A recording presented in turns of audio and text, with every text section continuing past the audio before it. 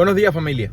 En el día de ayer, por la noche, tuve una llamada con uno de ustedes que estuvo muy interesante, donde hablamos mucho acerca de los inversores institucionales.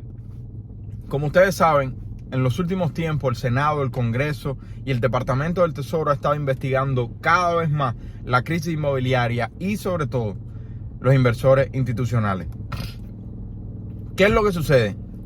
Que a pesar de que el inversor institucional cada vez aumente su proporción como comprador y como propietario de propiedades de renta en el mercado inmobiliario, todavía está muy lejos de ser un grave peligro para que tú puedas comprar tu casa.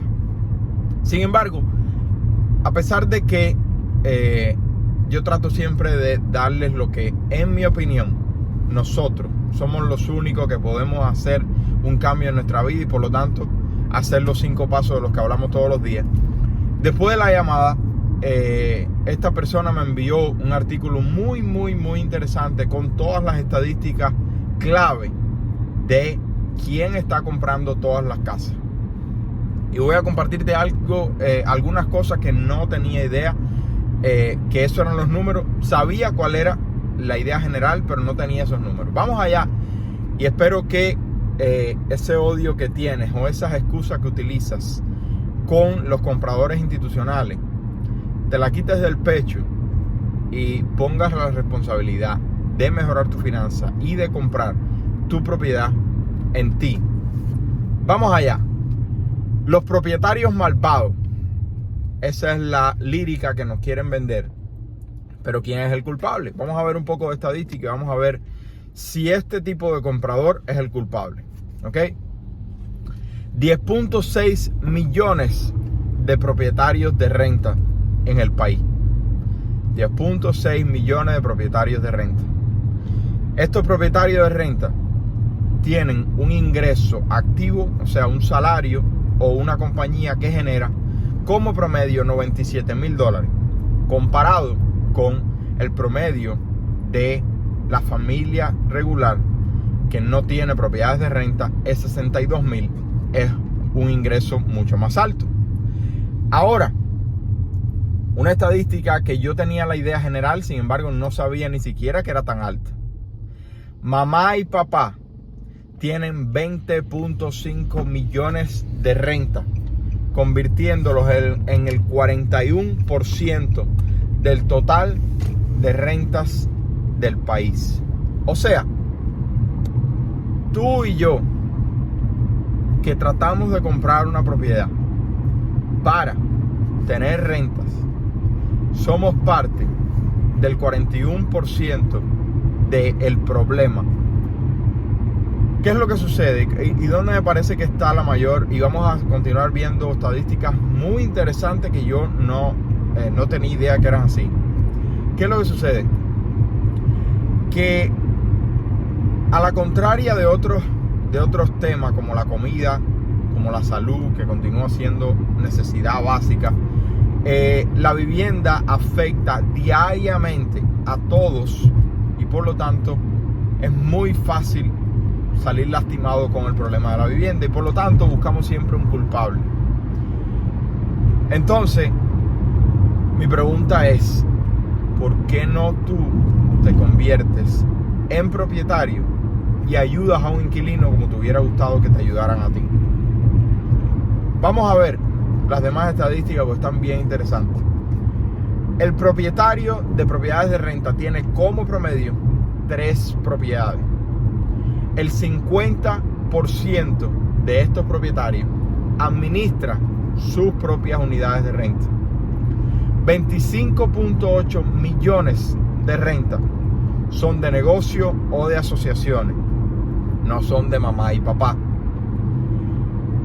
La REIT, Real Estate Investing Trust, más grande del país es MAA y tiene 100.071 propiedades, o sea, 100.000 propiedades de renta, y es el REIT más grande de todo el país.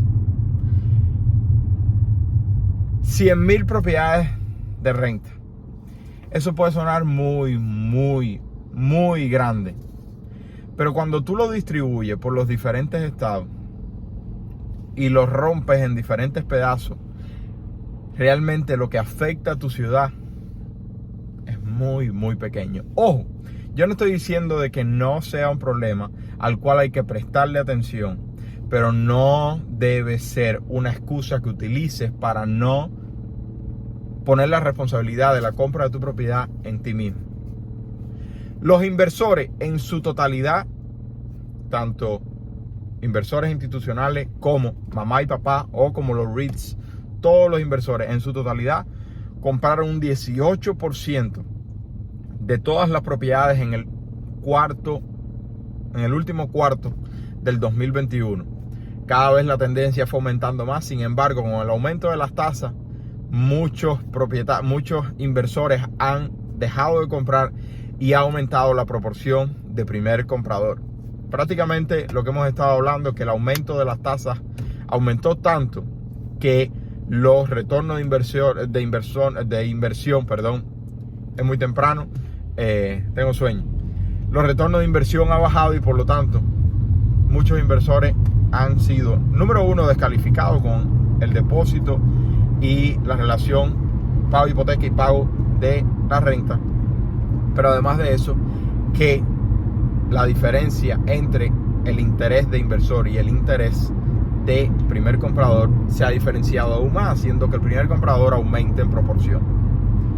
50% de los caseros, o sea, de los propietarios de renta, compraron como residencia primaria. Esto es lo que yo quiero que tú entiendas.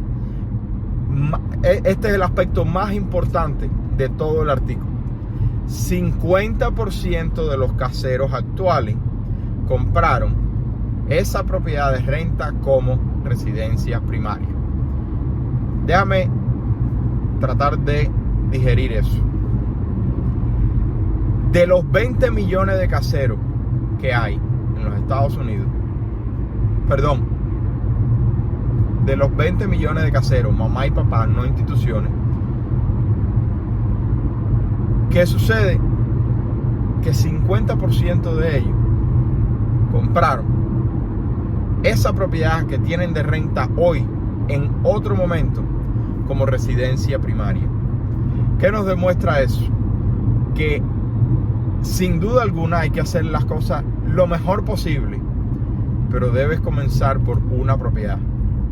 De hecho, tengo que citar a Carlos Devi, que sin duda alguna yo sé que muchos de ustedes lo siguen porque él tiene muy buenas enseñanzas y tiene una plataforma que a mí me encantaría tener algún día, donde las personas van y cuentan su historia. Lo que lamentablemente hay que ser muy bueno en lo que uno hace para que las personas consuman las buenas noticias como consumen lo de él. Yo estoy muy contento de que el público consuma la información de Carlos. Carlos dice: una casa al año no hace daño. Y esa, de hecho, es personalmente, sin haber escuchado cuando llegué a los Estados Unidos, la idea de Carlos acerca de las inversiones inmobiliarias. Esa es prácticamente, como mínimo, mi estrategia, ya que es la estrategia de mayor retorno de inversión, porque utilizas la menor cantidad de dinero, obtienes la mejor tasa de interés, tienes que dar el menor depósito y todos los demás beneficios que vienen como primer comprador, o no como primer comprador, como residencia primaria. Son dos cosas parecidas pero que son muy diferentes. Continuamos. La renta aumenta como promedio en los últimos 2 años más de 2 cifras. Y si miramos la década del 70, que es la etapa más cercana a lo que estamos viviendo actualmente, nos damos cuenta que las rentas no pararon en 1970.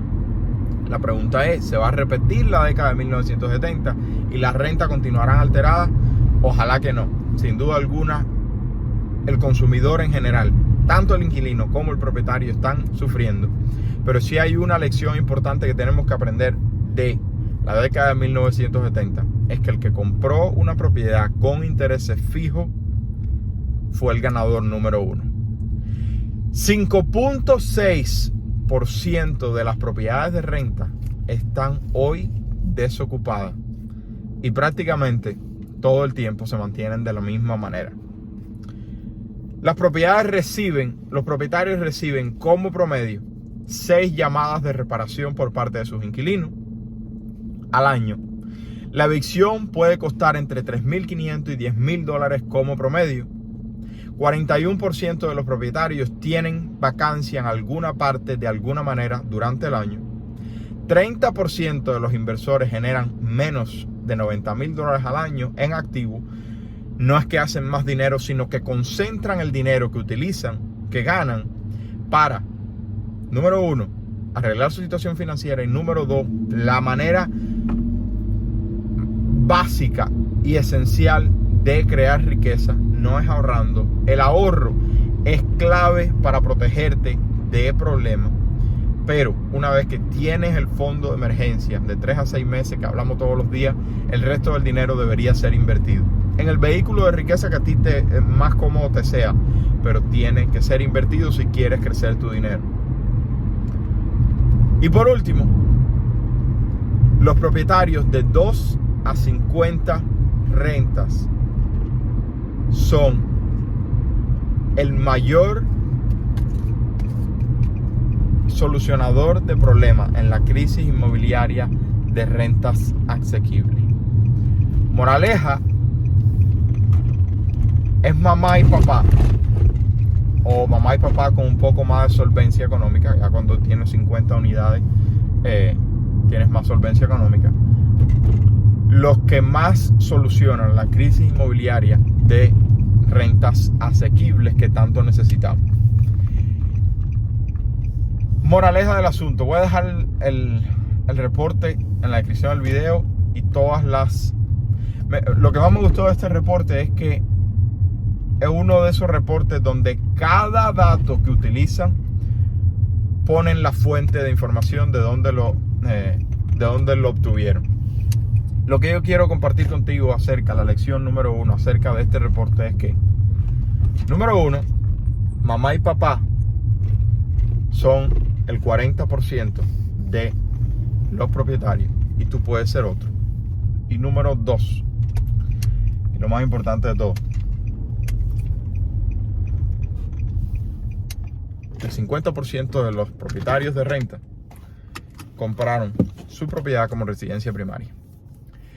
Compra una propiedad como residencia primaria y al año la pones de renta. O mejor aún, mediante house hacking puedes hacer ambas cosas: residencia primaria y propiedad de renta. Un multifamiliar de 4 apartamentos, vives en uno, renta a los otros, o una propiedad singular con estudios de renta que pongas en Airbnb, renta a corto plazo, renta de enfermero o incluso renta fija en un estudio pequeño. Si te gustó, regálame un like, suscríbete al canal y déjame saber qué aprendiste con este estudio. Que le quieres, familia. Chao, chao.